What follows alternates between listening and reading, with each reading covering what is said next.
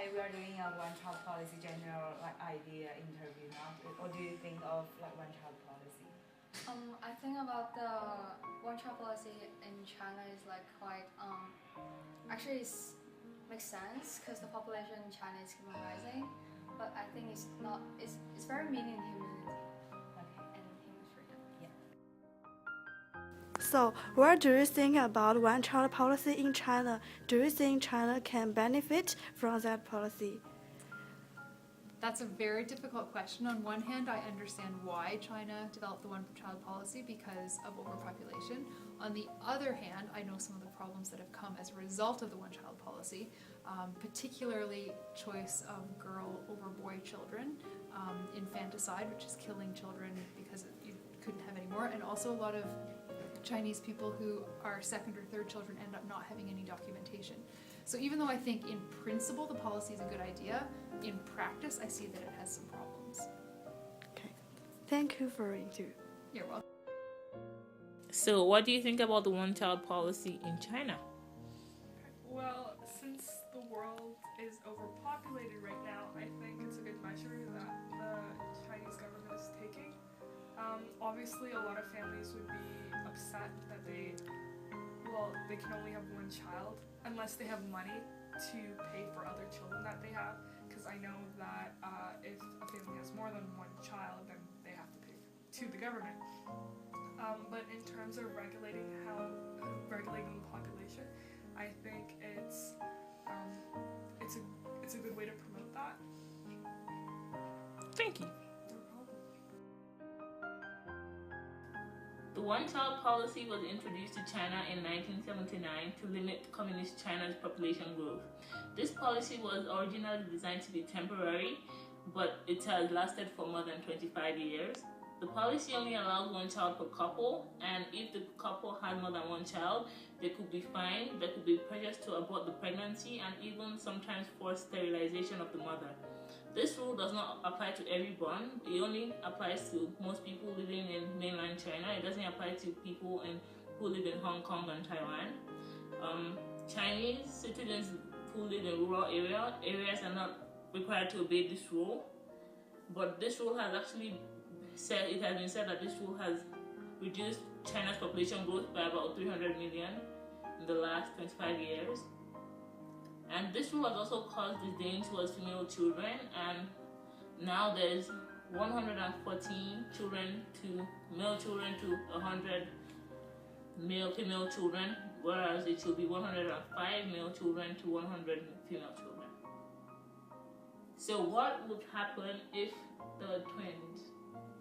Actually, there are some restrictions. Like the one-child policy officially restricts married and urban couples to having only one child, while allowing exceptions, like for several cases, including twins, rural couples, and ethnic minorities and parents without any siblings themselves. So you have a sibling? Yeah, I have a sibling. Why? Because my father is the only child in his family. Ah. Yeah, so I can have a sibling. Okay. Article 1. All human beings are born free and equal in dignity and rights. They are endowed with reason and conscience and should act towards one another in a spirit of brotherhood. Here is the example for Article 1. This is about the first abortion of Feng Jianmei was carried out in Zhenping County in China's Shanxi province. Local officials had asked that Feng Jianmei and her husband pay a 40,000 yuan fine for violating the nation's one-child policy. When they were unable to do that, local officials arrested Feng, made her sign an agreement to have an abortion, and held her down while injecting her with a poison to kill the fetus. Feng was reported in a pro-health. Article 3. Everyone has the right to life, liberty, and security of person. A 2001 report exposed that a quota of 20,000 abortions and sterilizations were set for Huaiji County in Guangdong Province in 1 year due to reported disregard of the one-child policy. The effort included using portable ultrasound devices to identify abortion candidates in remote villages.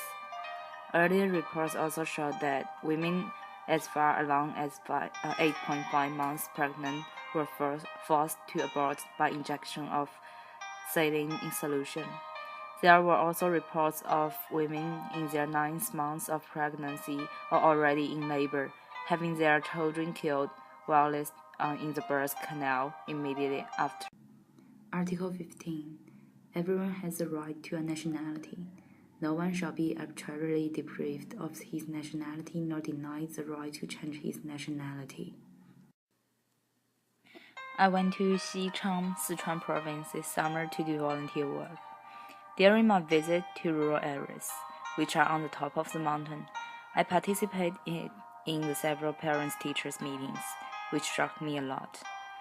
Each family has 45 children, and they are actually black residents, which is a Chinese term called someone who is illegal to be in the country under the one-child policy country. They don't have a nationality, and the government doesn't recognize them. How sad it is. Imagine us, ourselves. We don't have a nationality, and we can't go to school.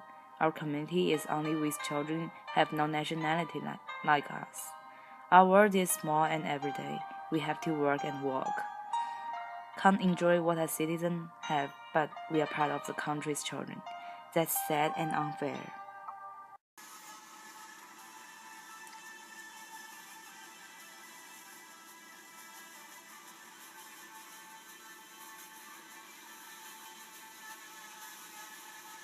Our Free Sky is a volunteer organization that works to improve the education and well-being of children who live in the impoverished mountain villages of southwestern China.